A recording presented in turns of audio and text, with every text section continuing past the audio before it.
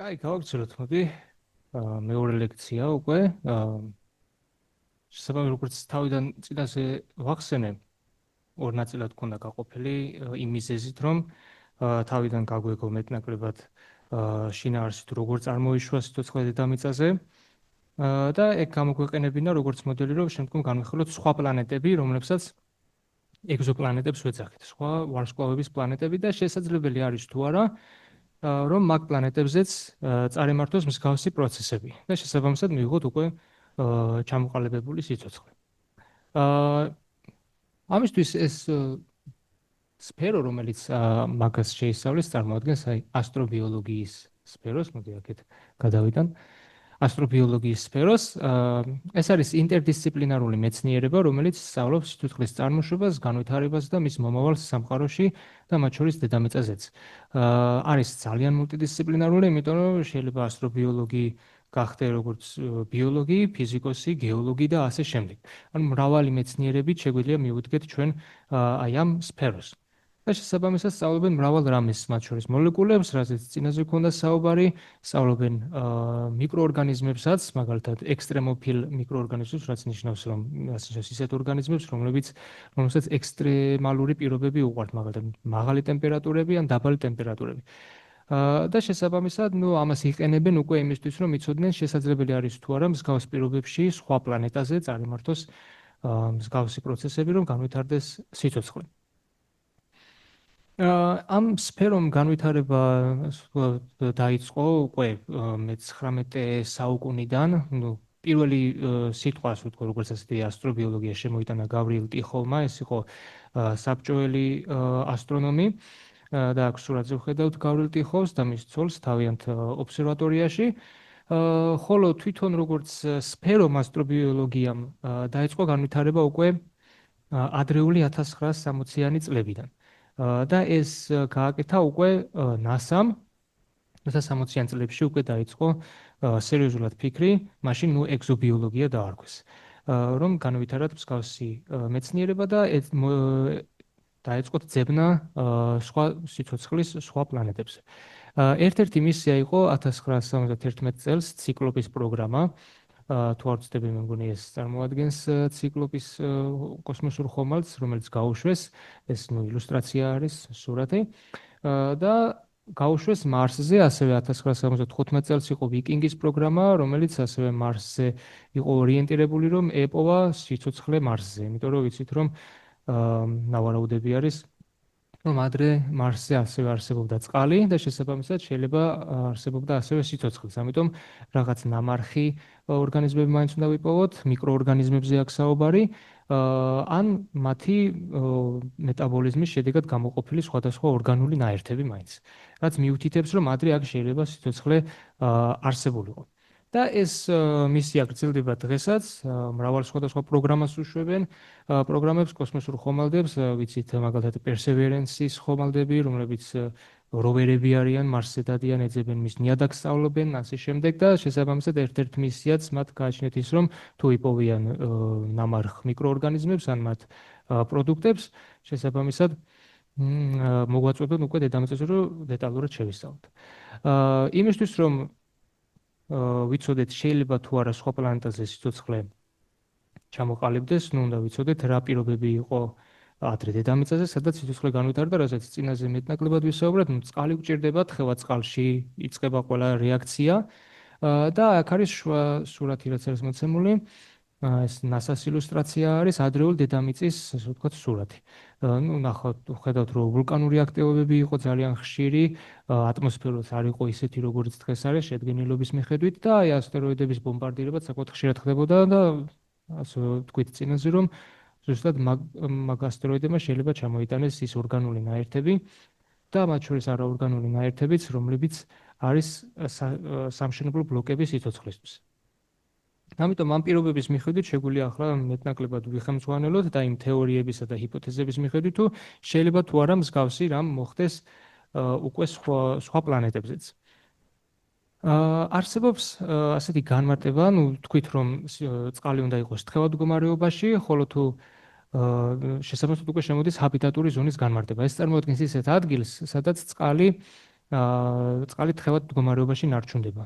აი აქ არის სურათი მოცემული ჰაბიტატური ზონის, აი დედამიწა იმყოფება ჰაბიტატურ ზონაში, ანუ არც ძალიან ცხელი უბანი არის ეს და არც ძალიან ცივი. შესაბამისად, ნებისმიერი პლანეტა, რომელიც მოთავსებული იქნება ასეთ უბანში, მასზე თხევადი წყალი იქნება და შესაბამისად მაღალი ალბათობა იმის, რომ სიცოცხლე მან განვითარდეს. ამიტომ, როცა ეძებენ სხვა პლანეტებს, სხვა ვარსკვლავებში, ანუ ეგზოპლანეტებს, ცდილობენ რომ გაარკვიონ რა არის იმ კონკრეტული ვარსკვლავის ჰაბიტატური ზონა და არის თუ არა ეგ პლანეტა მოთავსებული ამ ჰაბიტატურ ზონაში. ასევე შემოტანილი აქვთ სხვა ჰაბიტატური ზონის განმარტებაც, რომელსაც გალაქტიკურ ჰაბიტატურ ზონას ეძახიან. წინაზე ქონდა ვარსკვლავის გარშემო ზონაზე საუბარი. აი აქ ვარსკვლავის გარშემო იყო, ამ შემთხვევაში გვაქვს გალაქტიკის გულის გარშემო ზონა. ანუ ვარაუდი იყო, რომ გალაქტიკასაც შეიძლება ქონდეს ჰაბიტატური ზონა, განსაზღვრული უბანი, სადაც ვარსკვლავების შედგენილობა, მეტალურობა ჩვენთვის სიცოცხლის ჩამოყალიბებისთვის სახარბიელო არის. და მათი ტრაექტორიებით შესაბამისად ხელს შეიძლება უწყობდეს მაგ ზონაში, რომ სიცოცხლე უფრო მეტად განვითარდეს. მაგრამ ნუ ამან საკმაო კრიტიკა დაიმსახურა ამ განმარტებამ, იმიტომ რომ ძალიან რთულია განსაზღვრო უკვე გალაქტიკის დონეზე ყველა ვარსკვლავის შედგენილობა, მათი ტრაექტორიები და თქვა რომ აი ამ მკაცრ ზონაში შეიძლება იყოს მარტო სიცოცხლე, მის გარეთ კი იყოს რთული სიცოცხლე ჩამოყალიბდეს. ამიტომ ხო კრიტიკაც ჰქონდა აი ამ განმარტებას, მაგრამ ახლა რომ დაუბრუნდეთ თვითონ ეგზოპლანეტებს, ეგზოპლანეტების დაფიქსირება და მათი ატმოსფეროს შედგენილობის განსაზღვრა ხდება ეგრეთ წოდებული მეთოდით, რომელსაც სპექტროსკოპიას ვეძახით. აქ არის მოცემული ეგზოპლანეტა, აქ არის მისი ვარსკვლავი. შესაბამისად, როცა მისი ვარსკვლავიდან მოდის სინათლე გაივლის ეგზოპლანეტის ატმოსფეროს, ამას აფიქსირებს უკვე კოსმოსური ტელესკოპი, მაგალითად ჯეიმს ვების ტელესკოპი, რომელიც დედამიწის ორბიტაზე არის გაშვებული ატმოსფეროს იქით, რომ ატმოსფეროს დაბინძურება უგულებელყოთ. და შესაბამისად, აი ამ გასულ სინათლეს ხდება შთანთქმა, სხვადასხვა ნივთიერება სინათლეს სხვადასხვანაირად შთანთქავს, სხვადასხვა ინტენსივობით და ასეთ სურათს აი აქ არის მოცემული, ასეთ სურათს გვაძლევს შთანთქმის სურათებს და შესაბამისად თუ როგორი შთანთქმები არის, შეგვიძლია ვთქვათ თუ რა ნივთიერება არის ეგზოპლანეტის ატმოსფეროში. და მაგ შედგენილობით შეგვიძლია ძალიან ბევრი რამე ვთქვათ, ზოგადად ატმოსფერო გვაძლევს ძალიან დიდ ინფორმაციას თუ რა შეიძლება ხდებოდეს თვითონ პლანეტაზე, პლანეტის ზედაპირზე. იმიტომ რომ ახსენეთ ეს ბიომოლეკულები შეიძლება ატმოსფეროშიც არსებობდეს, მათ ახასიათებთ გარკვეული შთანთქმის მახასიათებლები, ამიტომ თუ ვთქვათ, დავაფიქსირებთ მსგავს ორგანულ ბიომოლეკულებს, ეს იქნება საკმაოდ დიდი რამ იმისთვის, რომ ვივარაუდოთ, შეიძლება თუ არა ამ ეგზოპლანეტაზე იყოს სიცოცხლე. არის სია არქივი მოცემული ეგზოპლანეტების, ამ შემთხვევაში აქ არის საუბარი დედამიწის მსგავს ეგზოპლანეტებზე. ეს ვებგვერდი არის, შეგიძლიათ გადახვიდეთ, აქ ილუსტრაციები არის მოცემული, ეს სურათები არ არის, ძალიან რთული, სურათს ვერ გადავიღებთ ასე, იმიტომ რომ ძალიან რთულია ჯერ ერთი განსაზღვრო სად მდებარეობს ეგზოპლანეტა, შემდეგ განსაზღვრო მისი ატმოსფეროს შედგენილობა, იმიტომ რომ თუნდაც მისი ვარსკვლავი არის პრაქტიკულად წერტილი ცაზე.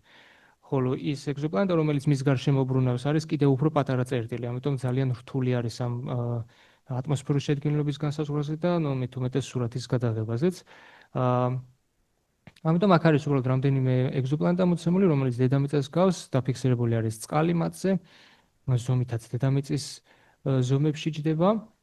აქ არის უკვე უფრო დეტალურად მოცემული, აქ რამდენიმე ეს 10 არ არის, კიდევ უფრო უამრავი არის დედამიწის მსგავსი ეგზოპლანეტა, რომელიც აღმოჩენილი იქნა ასტრონომიული დაკვირვებებით და აქ უბრალოდ დალაგებული არის დედამიწის მსგავსების მიხედვით. პირველ ადგილზე არის დედამიწაზე ყველაზე მსგავსი ეგზოპლანეტა. აი აქ ხედავთ 0.97%-ით მსგავსი არის. 0.97 ეს ხარისხი არის, ინდექსი არის, რომელიც რაც უფრო ახლოს არის ერთთან, მით უფრო მსგავსია დედამიწასთან შედარებით. შეგიძლიათ აი აქ ამ გვერდზე გადახვიდეთ, დაათვალიეროთ ყველა ინფორმაციას იპოვეთ მაგ ეგზოპლანეტების შესახებ და მათ შედგენილობასთან დაკავშირებით ასევე. არის NASA-ს ეგზოპლანეტების არქივი, ეს არის ზოგადი, ყველა ეგზოპლანეტა არის მოცემული. აქ და ხედავთ, რომ იმ პერიოდისთვის, როცა ეს ახლა ამოვიღე არქივიდან, მაშინ იყო 6000 28 დადასტურებული ეგზოპლანეტა. ეს არის ჯამში, ყველა სხვა პლანეტები, რაც კი ოდესმე გვიპოვია, გრძელდება და დადასტურება სხვადასხვა ეგზოპლანეტების აღმოჩენა და ეს ძალიან მზარდი რიცხვი არის. ერთ კვირაში შეიძლება 10-ით შეიცვალოს ეს რიცხვი, ანუ კიდევ 10 ეგზოპლანეტა დაემატოს, იმიტომ რომ ინტენსიურად მიდის ეგზოპლანეტებზე დაკვირვებები, მათი შესწავლა და ასე შემდეგ. ამიტომ ეს რიცხვი ყოველ კვირა იზრდება. ახლაც რო შეხვიდეთ ამ ვებგვერდზე, ნახავთ რომ 6028 არ იქნება შედარებით უფრო მეტი. ხო, და ნუ შეგვიძლია ამოვიღოთ სხვადასხვა ეგზოპლანეტები, მათი შესახებ ყველანაირი ინფორმაცია, რაც კი დაკვირვებების შედეგად იქნა მოპოვებული და გავაანალიზოთ შეიძლება თუ არა ამ ეგზოპლანეტაზე განვითარდეს სიცოცხლე. და ზუსტად მე პროექტის სახით ვიყავი აბასთუმის ობსერვატორიაში, ასტროფიზიკულ ობსერვატორიაში, სადაც შევასრულეთ მსგავსი პროექტი, სადაც უნდა შემეფასებინა სხვადასხვა ეგზოპლანეტა და რამდენად სიცოცხლის უნარიანი იყო მათი სპექტრული შედგენილობით, მათი ატმოსფერული შედგენილობით. შესაბამისად, მსგავსი ინდექსი, მსგავსი ფორმულა უნდა მოგვეფიქრებინა, რომელსაც მოვარგებდით უკვე ნებისმიერ აი ამ 6000-ვე ეგზოპლანეტას. შესაბამისად, უნდა შეგვეფასებინა ატმოსფერული შედგენილობა, შეგვეფასებინა ეგზოპლანეტის ტემპერატურა, ზედაპირული ტემპერატურა. და ახლა ატმოსფერულ შედგენილობაზე საუბრობთ.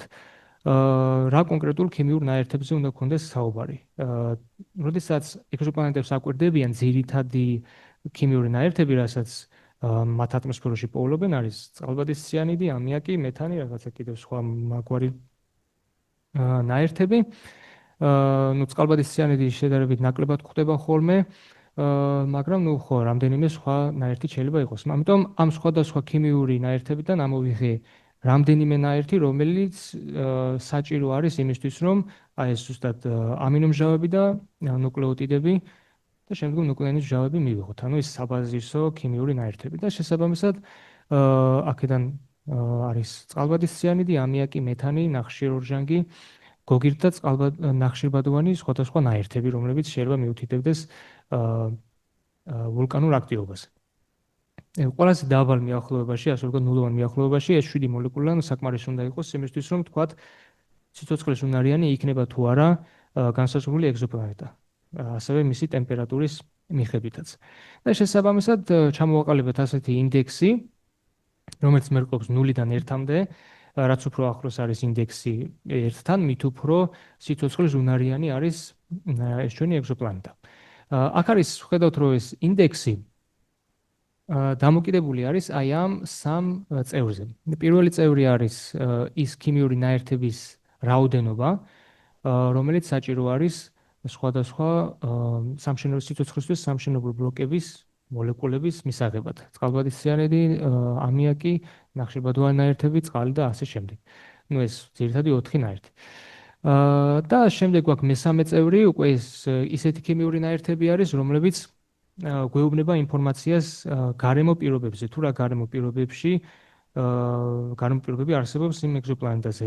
მაგალითად, გოგირდოვანი ნაერთები შეიძლება მიგვინიშნებდეს და მათ შორის ნახშირბადოვანი ნაერთებიც CO, CO2 მიგვითითებდეს თუ როგორი ვულკანური აქტივობა არის ეგზოპლანეტაზე, მათ შორის ამიაკიც და შემდეგ უკვე უნდა ვიცოდეთ რა თქმა უნდა ტემპერატურაც, რომელსაც დაკვირვებების შედეგად მაგაზეც იღებენ ინფორმაციას და ამ სამი წევრის მიხედვით ნულოვან მიახლოებაში მეტნაკლებად უნდა ვიცოდეთ რამდენად სიცოცხლის უნარიანი შეიძლება იყოს ეგზოპლანეტა, რამდენად შეიძლება მასზე განვითარდეს სიცოცხლე. შესაბამისად აი ზუსტად იმ 6000 ეგზოპლანეტას მოვარგეთ.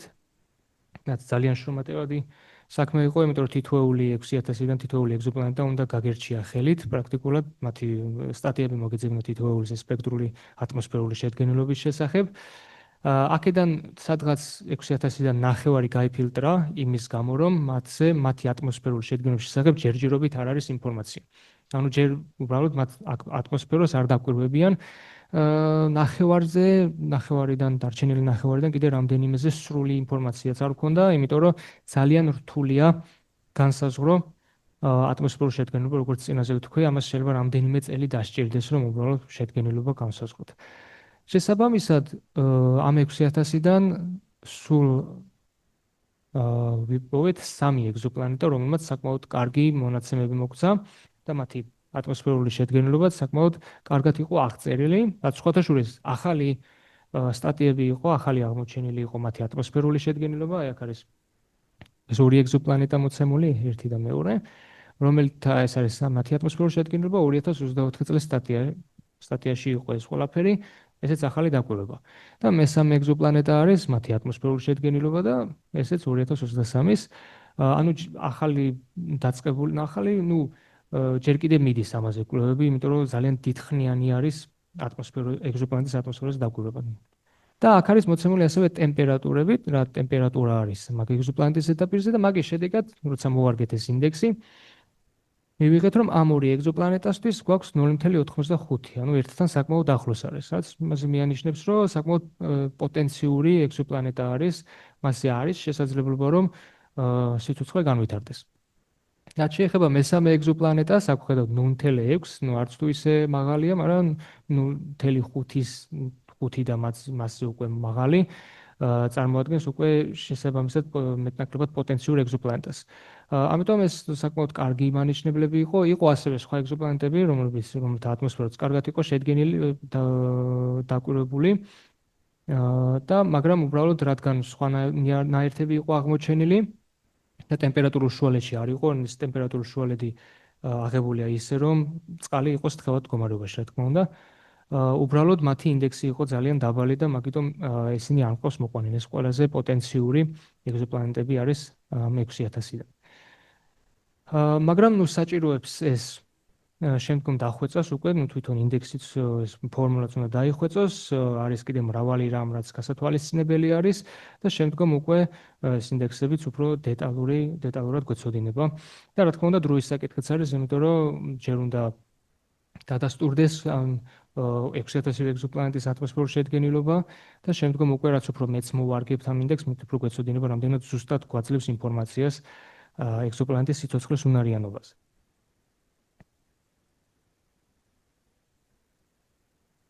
დიახ, ჩვენს გალაქტიკაში არის. ჩვენს ყველა ეგზოპლანეტა აქ 6000 რაც იყო, ჩვენ გალაქტიკაში აღმოჩენილი პლანეტები არის. ძალიან რთულია სხვა გალაქტიკის ვარსკვლავებს და განსაკუთრებით მათ ეგზოპლანეტებს დავაკვირდეთ. ამიტომ ხდება დაკვირვებები ჩვენს ეგზოპლანეტებზე, ჩვენი გალაქტიკის.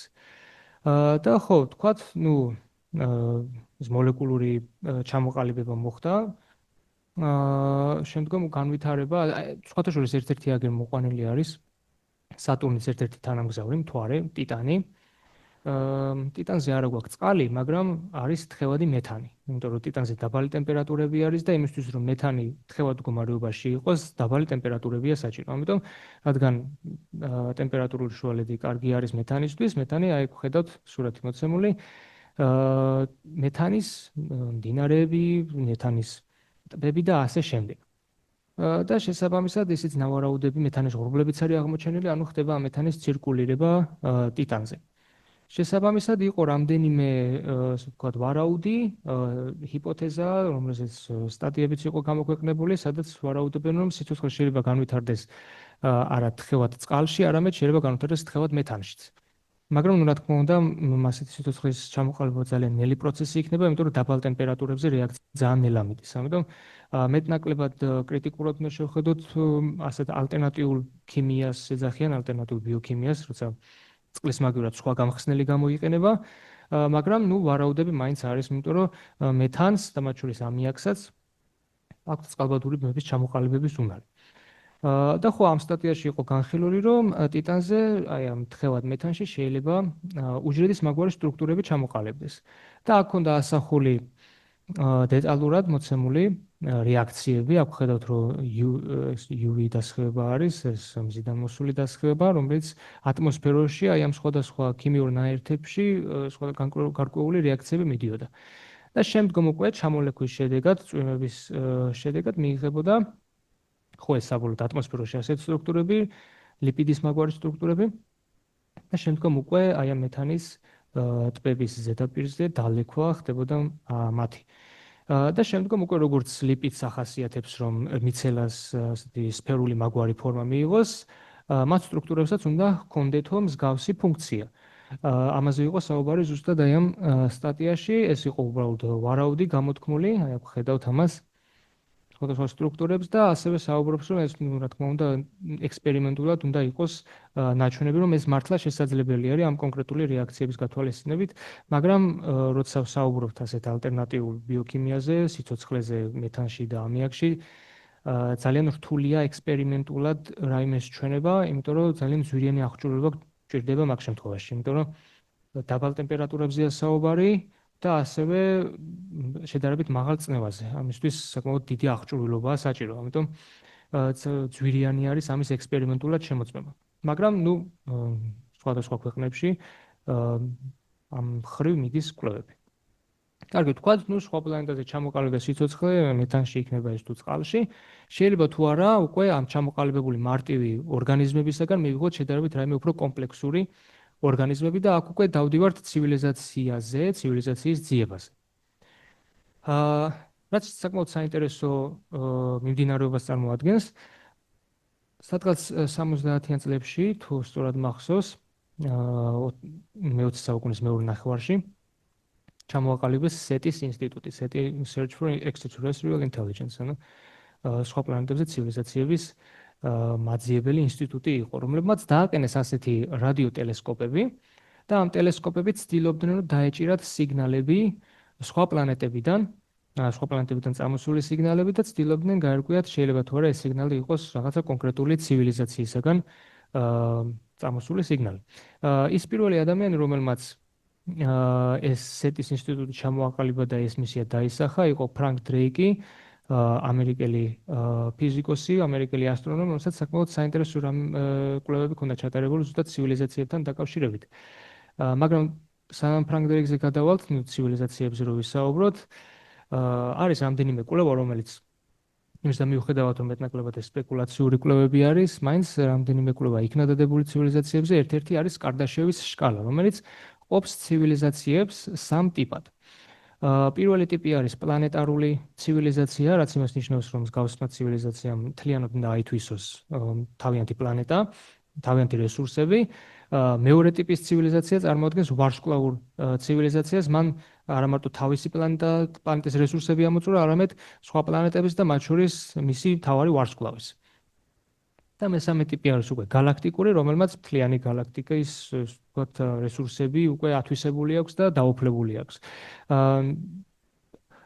რაც შეეხება კაცობრიობას, კარლ სეიგანი იყო ჩვენს ცივილიზაციას. კარლ სეიგანი იყო ეს ასტრონომი, ამერიკელი ასტრონომი, რომელმაც ჩაატარა გამოთვლები, რომ ენახა სად ვჯდებით ჩვენ ამ კარდაშევის შკალაზე და აღმოჩნდა, რომ ჩვენ არა პირველი ტიპი ვართ, არამედ ჯერ 0.7 ვართ. ჯერ პირველამდე საკმაოდ ბევრი რამ გვიკლია. ხო. მაგრამ ეს როგორც თქვი, მეტნაკლებად სპეკულაციური კვლევები არის, იმიტომ რომ SETI-ის ინსტიტუტზე ქონდა საუბარი, ჯერჯერობით არ დაუფიქსირებიათ ისეთი სიგნალი, რომელიც მიგვინიშნებს, რომ შეიძლება ეს სიგნალი იყოს წამოსული უცხოპლანეტური ცივილიზაციისაგან. ამიტომ შეგვიძლია ვთქვათ, რომ მესამე და მეორე ტიპის ცივილიზაცია შეიძლება არც კი არსებობდეს ჩვენს galaktikაში. განსაკუთრებით მესამე, იმიტომ რომ თუ არის ცივილიზაცია, რომელსაც მთლიანი galaktikas რესურსები დაიუფლა, მეტნაკლებად უნდა დაფიქსირებადი იყოს ეს. ხო, რაც შეეხება ფრანკ დრეიკს, ამერიკელი ასტრონომი იყო, რომელმაც საკმაოდ საინტერესო კვლევები ჩაატარა ზუსტად ცივილიზაციებთან დაკავშირებით. ერთ-ერთი საინტერესო რაც იყო არის სიცოცხლე ნეიტრონულ ვარსკვლავებზე, ეს იყო ინტერვიუ, რომელიც ფრანკ დრეიკთან ჩაიწერეს და საუბრობდა ზოგადად შეიძლება თუ არა ნეიტრონულ ვარსკვლავზე ჩამოყალიბდეს სიცოცხლე. ნეიტრონული ვარსკვლავი არის ვარსკვლავის სიცოცხლის ბოლოს უკვე მიღებული ვარსკვლავი, ვარსკვლავი აფეთქდება, შემდგომ ვიღებთ უკვე ნეიტრონულ ვარსკვლავს, რაც წარმოადგენს ძალიან პატარა კომპაქტურ ობიექტს, აქ არის ასე ვთქვათ სურათი მოცემული მისი შინაგანი შედგენილობის შესახებ ნეიტრონულ ვარსკვლავის და ძალიან კომპაქტური ობიექტი არის, ძალიან მკვრივი ობიექტი, ამიტომ ის მასაც გააჩნდა მომაკვდა ვარსკვლავს, უბრალოდ იკუმშება ძალიან პატარა ზომაზე და ეს შეიძლება იყოს თბილისის ზომის ვარსკვლავი. და შესაბამისად ძალიან სწრაფად ბრუნავს, ძალიან მკვრივია და ამაზე ვარაუდობდა ბატონი დრეიკი, რომ შეიძლება არსებობდეს აი ამ მკვრივ ზედაპირზე რაღაც მარტივი ორგანიზმები. და ეს უბრალოდ მისი ვარაუდი იყო, ნახევრად იუმორული, ნახევრად მეცნიერული, რომ რამდენიმე ატომის ან მოლეკულის ზომა სიცოცხლე შეიძლება არსებობდეს და შეიძლება მათ ცივილიზაციაც გააჩნდეთ. და მათთვის ჩვენ ვიყოთ, თქვათ, ჩვენ ჩაგთვალოთ ნარაცოცხალ ორგანიზმებად, იმიტომ რომ ნეიტრონულ ვარსკვლავზე საკმაოდ მაღალი ტემპერატურები არის, დაახლოებით მილიონობით ცელსიუს გრადუსი, ჩვენ პლანეტაზე კიდე დაახლოებით 15 გრადუსი. ამიტომ მათ შეიძლება ჩათვალონ, რომ ცივი გარემო არის ჩვენთან და მან შეიძლება სიცოცხლე არ განვითარდეს და პირიქით ჩვენ შეიძლება ჩავთვალოთ, რომ რადგან ასეთი ცხელი გარემო არის, სიცოცხლე არ ჩამოყალიბდეს. ეს უბრალოდ მოიყვანა მაგალითად იმისთვის, რომ ეჩვენებინა შეიძლება რადიკალურ პირობებშიც კი ჩამოყალიბდეს სიცოცხლე და ჩვენ უბრალოდ ჩავთვალოთ, რომ ეს ცოცხალი არ არის. ან პირიქით. და შესაბამისად, აქაც დავივართ ზუსტად სიცოცხლის განმარტებაზე, რომ შეიძლება ზოგიერთ შედარებით განსხვავებული განმარტებები ქონდეს სიცოცხლის. ხო, ეს შეგიძლიათ აქ არის ლინკი, სადაც დეტალურად საუბრობს ამაზე, საკმაოდ საინტერესო ინტერვიუ არის. ხო, თავარი კვლევა, რაც დრეიკმა ჩაატარა, იყო ასეთი ფორმულა, რომელიც თვითონ ჩამოაყალიბა, იგი ითვლიდა ჩვენს galaktikაში ცივილიზაციების რაოდენობას. და ეს იყო მთლიანი ფორმულა, აქ სურათიც რო აქვს გადაღებული, მაგ ფორმულასთან ერთად, ეს ფორმულაც წარმოადგენს და აქ ხედავთ, ეს არის რაოდენობა ჩვენს galaktikაში ცივილიზაციების რაოდენობას. და შედგება დაახლოებით 1 2 3 4 5 6 7 წევრისაგან. პირველი 3 წევრი არის მეტნაკლებად დაკვირვებების შედეგად მიღებადი სიდიდეები, იმიტომ რომ აი პირველი წევრი არის საშუალო სიხშირე ვარსკვლავის ფორმირების ჩვენს galaktikაში, მეორე წევრი არის ამ ვარსკვლავიდან რამდენს ჩამოყალიბდება, რამდენი პლანეტა არის მის გარშემო. ამ პლანეტაზე შესაძლებელი არის თუ არა სიცოცხლე განვითარდეს, ეს მეტნაკლებად საორჭოფო საკითხი იყო იმ დროისთვის, ამის განსაზღვრა რთული იყო, მაგრამ ზუსტად ეს ინდექსი, რაც ჩვენ ჩამოვაყალიბეთ, მეტნაკლებად გვაძლევს ინფორმაციას აი ამ მესამე წევრის შესახებ, ხოლო დანარჩენი 4 წევრი, მათი განსაზღვრა არის პრაქტიკულად მონაცემებზე დაყრდნობით შეუძლებელი.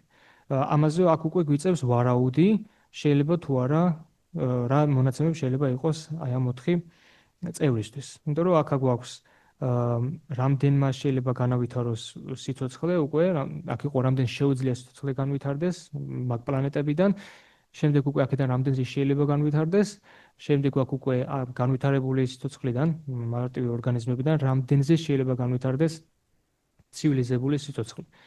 და ამ ცივილიზებული სიცოცხლიდან რამდენს აქვს უნარი, რომ გამოასხივოს დეტექტირებადი სიგნალები, რომელსაც ჩვენ დავაფიქსირებთ უკვე რადიოტელესკოპების დახმარებით და ზუსტად სეტის ინსტიტუტის მიზანიც ეგ იყო. და ბორო წევრი არის რა დროზე არის აქ საუბარი. ხო, რა დრო დასჭირდება, რომ ეს სიგნალი გამოასხივოს კოსმოსში. შესაბამისად, აი ამ 4 წევრის განსაზღვრა დაკვირვებებით ვერ მოხერხდება, ამიტომ აქ უბრალოდ დრეიკმა ივარაუდა თუ რა შეიძლება ყოფილიყო ეს 4 წევრი. შესაბამისად, როცა ეს თითოეული მონაცემი აიღო და ფორმულაში შეიტანა, აი აქ არის მოცემული თითოეული წევრი, ეს პირველი 3 წევრი მეტნაკლებად დაკვირვების შედეგად მიღებული, აქ უკვე ნავარაუდები. მიიღო 2 მნიშვნელობა. აქ ხედავთ, რომ შუალედი აქვს მოცემული, დაბალი მნიშვნელობა, მინიმალური და მაქსიმალური მნიშვნელობა. და შესაბამისად, როცა მინიმალური მნიშვნელობა შეიტანა, მიიღო 20 რაოდენობა. ანუ ესე იგი ჩვენ galaktikაში შეიძლება არსებობდეს დაახლოებით 20 ცივილიზაცია. მაქსიმალური მნიშვნელობა როცა შეიტანა, რადიკალურად მაღალი რიცხვი მიიღო, დაახლოებით ეს არის 50 მილიონი ცივილიზაცია ჩვენს galaktikაში. მეტნაკლებად ახლა რომ დავუფიქრდეთ ამას სტატისტიკურად, თუნდაც მაქსიმალური რიცხვიც არ წარმოადგენს დიდ რაოდენობას, იმიტომ რომ ჩვენ galaktikაში ვიცით, რომ მილიარდობით ეგზოპლანეტები არსებობს, მილიარდობით რაოდენობასთან შედარებით მილიონები დიდ არაფერს წარმოადგენს, მაგრამ მაინც დიდი სხვაობა არის მინიმალურ და მაქსიმალურ შორის. ხოლო შემდგომ უკვე, რაც უფრო მეტი გავიგეთ, მეტი დაკვირვებები მოხდა, მეტი ინფორმაცია მივიღეთ სხვადასხვა ეგზოპლანეტების შესახებ, აი ამ პირველი 3 წევრის ზუსტად განსაზღვრა მოხდა. ეს უკვე საუბარი გვაქვს 2010 წელი და შემდგომ უკვე მოხდა ამ ყველაფრის განსაზღვრა, უფრო ზუსტად ივარაუდეს უკვე ბოლო 4 წევრიც და შესაბამისად უფრო ზუსტი მონაცემები ჰქონდა და როდესაც ეს შედარებით ზუსტი მონაცემები შეიყვანეს უკვე დრეიკის ფორმულაში, მიიღეს რომ ჩვენს galaktikაში ცივილიზაციების რაოდენობა არის აი 9.1 გამრავლებული 10 ხარისხად -13, რაც პრაქტიკულად ნულია. საკმაოდ ახლოს არის ნულთან. რაც გვეუბნება, რომ შეიძლება არც იყოს ცივილიზაცია ჩვენს გარდა, ჩვენს galaktikაში ცივილიზაცია. მაგრამ აქაც საუბარი არის მინიმალურ რაოდენობებზე, მაქსიმალურის დროს შედარებით უფრო მეტი არის, მაგრამ 50 მილიონი, როგორც ზუსტად მახსოვს, მაგდენი არ იყო.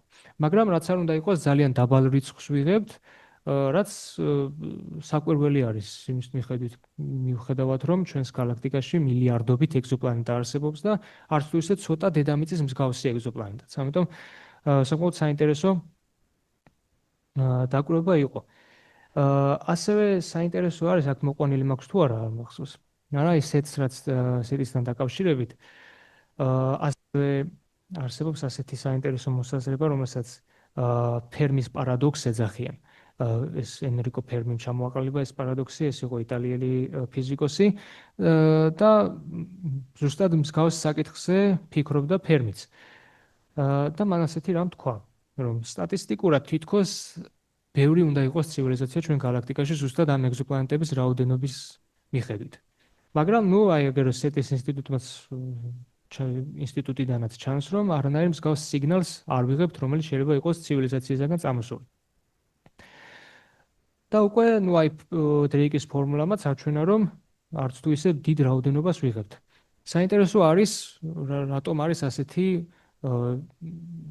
პარადოქსივით, რომ თითქოს რაოდენობა დიდია, დედამიწის მსგავსი პლანეტებიც საკმაოდ ბევრი არის და ხშირია ჩვენს galaktikაში, მაგრამ სიგნალებს არ ვიღებთ. რა შეიძლება იყოს ამის ვარაუდი და იყო სხვადასხვა მეცნიერები, რომლებიც სხვადასხვა ვარაუდი ჩამოაყალიბეს. ერთი იყო ის, რომ შეიძლება არც იყოს სხვა ცივილიზაცია, საკმაოდ პესიმისტური განწყობის ვარაუდი. იყო მეორე ვარაუდი, რომ შეიძლება არსებობდეს ცივილიზაციები, მაგრამ დამოკიდებულება კოსმოსის შესწავლის და ათვისების მიმართ შეიძლება მათ განსხვავებული კონდეთ. აი ჩვენ მაგალითად გვაქვს ცნობის მოყარეობა, გვინდა რომ კოსმოსში გავიდეთ, შევისწავლოთ რაც შეიძლება მეტი, მაგრამ შეიძლება ცივილიზაციების უმეტესობა galaktikაში უბრალოდ იყოს ჩაკეტილი თავის პლანეტაზე და არც სიგნალებს არ ვრცელებდეს და არც არაფერს, უბრალოდ თავის ვირტუალურ სამყაროში არსებობდეს. და შეიძლება უმეტესობა ცივილიზაციების მასეთი არის და მასეთი დამოკიდებულება გააჩნიათ ზოგადად სამყაროს მიმართ. ერთი ვარაუდი ეს იყო. მეორე ვარაუდი, უამრავი ვარაუდი იყო, მაგრამ ერთ-ერთი საინტერესო ვარაუდს წარმოადგენდა ის, რომ შეიძლება არსებობს ცივილიზაციები, მაგრამ მიზან მიმართულად არ აჩენენ თავიანთ თავს. მიზან მიმართულად არ უშვებენ სიგნალებს ჩვენს მიმართულებით. და უბრალოდ შეიძლება გთვლიან ისეთ ცივილიზაციად, შეიძლება არც გთვლიან ცივილიზაციად, შეიძლება უბრალოდ გთვლიან ისეთ ორგანიზმებად, ან ჯგუფად, როგორც მაგალითად ჩვენ დედამიწაზე გვყავს ასეთი სპეციალური მასეთი ჯგუფები არის აფრიკაში გვყავს ნანახი, რომლებიც არანაირ ცივილიზაციას არ იკარებენ. არ არიან ტექნოლოგიურად განვითარებულები, ძველ დროში არიან ჩარჩენილები, მაგრამ აი არც სხვა ცივილიზაციებსაც არ იკარებენ და გონიათ რომ და შეიძლება მასეც იყოს, ვინც ის, რომ თუ თქვათ თავიანთ თავს გამოაჩენენ, დაგვანახებენ აი ჩვენ ვარსებობთ, შეიძლება მსგავსი დამოკიდებულება გქონდეს ჩვენ და აგრესიულად განვეწყოთ მათ მიმართ. და შეიძლება იციან რაღაც მხრივ, ან ვარაუდობენ ამას და მიზან მიმართულად არ გვეკარებიან. ან უბრალოდ ერთ-ერთი ვარაუდის თანახმადაც არც გთვლიან ცივილიზაციად ჯერ. და ხო ეს საინტერესო ვარაუდები იყო ახსნა ფერმის პარადოქსის, ასევე ერთ-ერთი ახსნა, რაც თვითონ ფერმიმ ჩამოაყალიბა, იყო ის, რომ შეიძლება არსებობდეს რაღაცა ფილტრი, რაც ყველა ცივილიზაცია აღწევს მაგამდე. ეს ფილტრი შეიძლება იყოს რაღაცა ისეთი მოვლენა, რომელსაც ცივილიზაცია მიყავს გადაშენებამდე. აი მაგალითად, ჩვენ შემთხვევაში შეიძლება იყოს ბირთვული ომი, ვთქვათ, ხო? ნელ-ნელა მაგ ფილტრამდე ვაღწევთ და თუ ეს ბირთვული ომი მოხდება, შემდგომ გადავრჩებით თუ არა გადაურჩებით ამ ფილტრს, უკვე ეს უკვე კითხვის ნიშნის ქვეშ რჩება და შეიძლება ყველა ცივილიზაციას აქვს მსგავსი რამ, თავიანთი ბირთვული ომები ან რაღაცა სხვა მსგავსი მოვლენა, რომელსაც ყველა ცივილიზაცია აღწევს და ეს არის უნივერსალური კანონი სამყაროში და უბრალოდ უმეტესობა ცივილიზაციებისა ვერ გადაურჩება მსგავს მოვლენას და ამიტომ იშვიათი შეიძლება იყოს ცივილიზაციები თუნდაც ჩვენს galaktikაში. და საკმაოდ საინტერესო სხვა უამრავი კვლევები არის, რასაც უბრალოდ ახლა ყველაზე ვერ ვისაუბრებთ, რა თქმა უნდა, მაგრამ ცივილიზაციების ხრივ და მიუხედავად რომ სპეკულირებადი არის ამ ხრივ კვლევები, ამ ხრივ სტატიები, მაინც რაღაც საინტერესო რამეები თემები იდება. ამიტომ ირჩევთ რომ წაიკითხოთ, აი თუნდაც ეს ინტერვიუები და ასე შემდეგ. ძალიან საინტერესო თემას წარმოადგენს. მადლობა ყურადღებისთვის.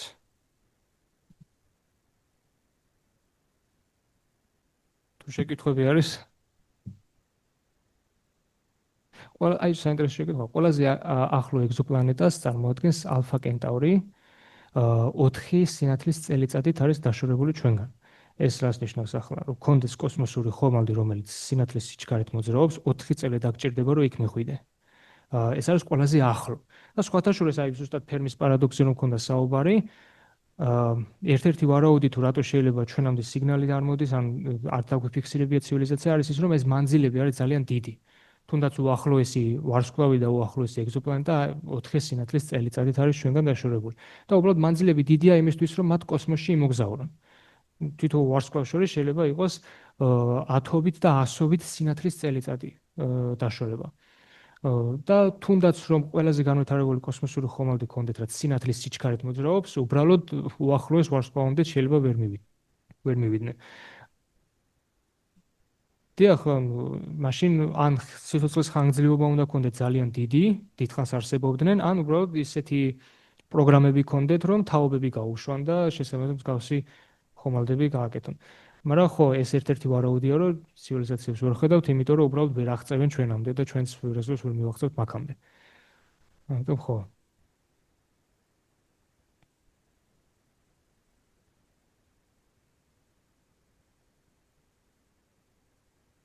დაახლოებით ხო, ეგეც საინტერესოა, მე მგონი რამდენიმე დაახლოებით 100 წელი. 100 მიახლოებით მაგის ფარგლებში. შეიძლება ოდნავ მეტსაც ვარაუდობენ. მაგრამ ხო, მეორე ტიპზე ვარაუდობენ, იმისთვის რომ მეორე ტიპამდე მივიდეთო 100,000 წელი შეიძლება დაგჭირდეს იქამდე. ამიტომ ხო, საკმაოდ ის არის. იმიტომ რომ პირველი ტიპი თითქოს მარტივად ჩანს, რომ პლანეტა ათვისებული აქვს, რესურსებს იყენებენ, მაგრამ მის მიუხედავად, კარლ სეიგენის გამოთვლების მიხედვით, მთელ მეშვიდეზე ვართ ჯერ. ამიტომ ეგეც საინტერესო იმას წარმოადგენს. არის კიდევ შეკითხვები?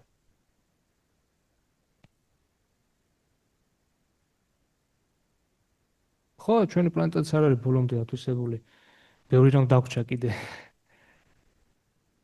და თუნდაც ვარსკვლავის აი მესამე galaktikazეც რაც იყოს, მესამე ტიპზე, galaktikurze, აი მაგის სპეკულაციურ ტიპს წარმოადგენს. მაგ კი არა კარდაშევმა გააგრძელა კიდევ დაამატა რამდენიმე ტიპები და საუბარი ქონდა მეოთხე ტიპზეც, რომელმაც არა galaktika, არა რამდენიმე galaktika აითვისა, თქვა არსებობს galaktikების კლასტერი, ხო? რამდენიმე galaktika ერთ ჯგუფად არის სხვა galaktikების ჯგუფები და შეიძლება მეოთხე ტიპი იყოს ისეთი ცივილიზაცია, რომელმაც აი ეს კლასტერი აითვისა, მე მეხუთე ტიპზეც ქონდა საუბარი და მე მგონი მეექვსე თუ მეშვიდე ტიპამდეც იყო ასული, მაგრამ ეს უკვე ძალიან სპეკულირებადი იყო. მაგრამ ბოლო ცივილიზაციას, ნუ კარდაშევმა რაც გააგრძელა, ბოლო ტიპს წარმოადგენდა ისეთი ცივილიზაცია, რომელიც მთლიანი სამყარო აითვისა და ნუ ახლა ასეთი საარსებობა არ არის, ნუ პრაქტიკულად თვლიდა მათ ასეთ ცივილიზაციას როგორც ღმერთებს. ნუ ყველაფერი იციან და ყველაფერზე მიუწვდებათ ხელი, ამიტომ უკვე ძალიან სპეკულირებაში გადავდივართ, მაგრამ საინტერესო თემას წარმოადგენს ეგეც.